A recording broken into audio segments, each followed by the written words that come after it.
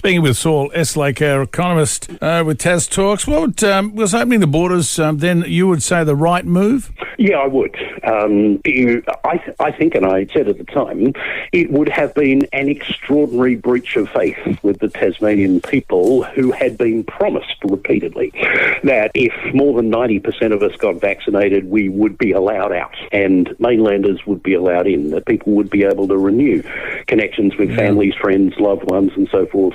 It would have been an extraordinary breach of faith, in my view, if the Premier had said, as the Western Australian Premier has done, sorry about that, we're going to keep you locked in for longer. And I know there are people who liked the idea of people being locked in when I said, in response to a reporter, that there were a disappointingly large number of what I called narrow-minded people writing letters to the editor of the paper about this.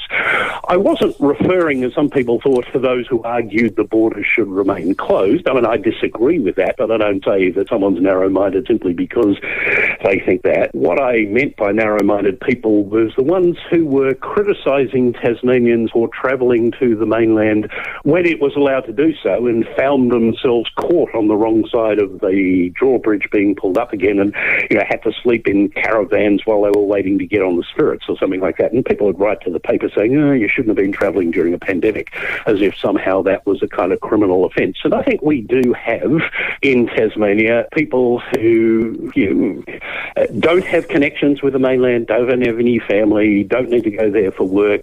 Easy for them to stay at home and not go anywhere and somehow think that that is the way everybody else should live. It's a bit like I notice when I'm on the road in Tasmania here, we seem to have an above average proportion of people who think that because they want to drive at 20 k's below the speed limit, everybody else on the same road at the same time should have to as well, rather than allowing those people to pass them by pulling over to the side of the road at regular intervals. It's people wanting to impose their own lifestyle and other choices on everybody else.